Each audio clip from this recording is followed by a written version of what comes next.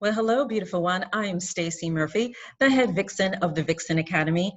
And in today's video tip, I want to talk to you about my 90-day relationship rule. All right. Now, this is a little bit different than in my Vixen Man plan with the 3 strikes and you're out, or do the probationary period with your partners.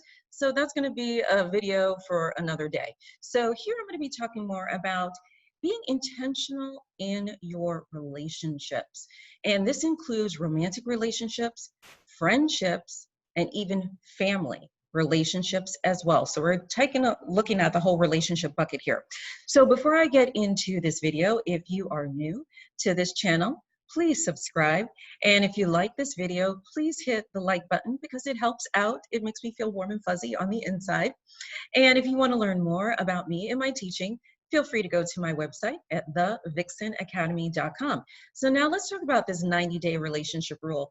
And I want you to think of this, like I said, in context of intentional living, because I really follow that creed personally, right? I consider myself a practical minimalist, right? Who really focuses more on intentional living, and it's about quality, not quantity, right? So here it goes. When it comes to our relationships, they should be near and dear to you. And in terms of close friendships, you should be able to count them on one hand, right? And so when it comes to those real nurturing relationships or relationships that are in your circle of influence, right? So your circle of influence are what are the top 5 people that really influence you in your life. And this would include those that you follow on social media as well, right? And so what happens is look at your circle of influence. Look at how these people make you feel or these connections make you feel. So what happens is when it comes to intentional living, it's all about surrounding yourself with what you love. Right? Taken kind of from Marie Kondo's, right, philosophy about tidying up and things of that nature. You surround yourself by what you love. You surround yourself by what you utilize and use on a consistent basis. And just like you've seen in decluttering videos, books, and everything else like that, they always say, you know, when you kind of separate your seasonal items, if you haven't worn something in 6 months and it's not seasonal, that means it's not necessary and it's really not useful in your life. So you go ahead and what I call tie it back to the community. Go ahead and donate it to someone or an organization, or take it to a consignment place, so you can at least make some money off of it because it's not making you any money sitting in your closet and you're not wearing it. So that's what they usually say about things. But do you really hear a lot of people talking about relationships? And the same thing there. Now, we're in a time right now, the time of this recording, we're at a time of crisis right now. And so many relationships are being tested, right? With the age of COVID, so many relationships are being tested. And so here's a way that you can evaluate your relationships to see who needs to stay in your life and who needs to go out of your life, all right?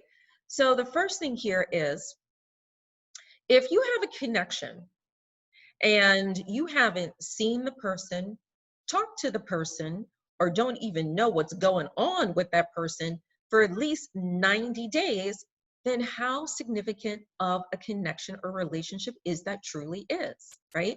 That is how you need to evaluate that. The other thing, look in your cell phone. Look on your social media friends list. Are there people in your cell phone and your social media friends list that you don't even know who they are? And if you don't know who they are, why are they taking up emotional real estate in your phone and on your feed and your social media? All that is noise. It's noise that really drags you down. And then the other thing with social media, everybody wants to put their opinion on there. And so what happens is it can affect your mood, right? And so especially if you don't know this person and they're posting all this craziness, it will affect your mood. So what happens is there's something called the delete button, right? Go bye-bye, all right? And don't feel bad about it. Now, here's the other thing. You may have relatives that fall into this category. You can't really just kind of kick a relative to the curb. Some of them you can, but others you cannot. So if it's somebody that you can't kind of exit stage left very quietly out of your life, then just minimize your exposure and your contact with this person. If for some reason you can't even minimize your exposure and contact to this person, then what I suggest that you do is really develop some good communication skills and have some good boundaries. And that's why I teach that to all of my clients and students in whatever coaching program you take or training you take from me. I always include effective intimacy communication because it is a training that teaches you how to communicate your needs, your wants, your desires, or even your frustrations and still remain empowered for both yourself as well as the other person that you're having the conversation with. Because that only, they will be listening and hearing you all at the same time. And that is what makes for effective communication, right? Because you have to listen as well as speak all at the same time. So what happens is I want you to kind of reevaluate. The other thing that goes into your evaluation, you would say, when I'm in the company of this person, how does my energy feel at the end of the conversation or at the end of the visit? If your energy feels belabored after the end of the conversation, if you're talking to them on the phone and it feels like it's just not flowing smoothly and you may feel like you have to watch your words and things of that nature, why are they your friend? That's the question. Why are they your friends, right? And then especially if you see them in person, and after you see them in person, you just feel tired, you feel drained, you feel just an overwhelm, right? Why are they in your life? Why are you allowing someone to drain you of your precious energy? Life is already complicated enough without having relationships around you that suck the living life out of you, right? Reevaluate as to why that connection is in your life. And then after you reevaluate these connections, I said, really look at the past like 90 days, right? And so if there's been like literally nothing there, why are they in your life? Because if anything, what COVID and this health crisis has taught the entire world is we are not guaranteed tomorrow. We can be healthy one day and sick as a dog the next day. And then we may, unfortunately, there are so hundreds of thousands of people that have made their transition to the other side because of this. So what happens is it's really put relationships in a spotlight, really caring for one another and being with people that will empower us and make us feel good versus suck the energy and the joy and the life out of us. Life is not a dress rehearsal. You only got this one life to live, so you might as well live it good. And if you're going to be living it good, you're going to be living it good with the people in your life that enrich you versus drain you. Right? So I really invite you to really evaluate and use my 90-day relationship rule and see, are the people in your life, do they really need to be there? Do they lift you up? Do they empower you? Do they have your back and are they support? Can you pick up the call, pick up the phone and talk to them and they won't judge you and they'll just listen, right? So that's like the fine tooth comb. And here's one thing, most people don't want to do this because of one big, huge thing, and it's called fear, right?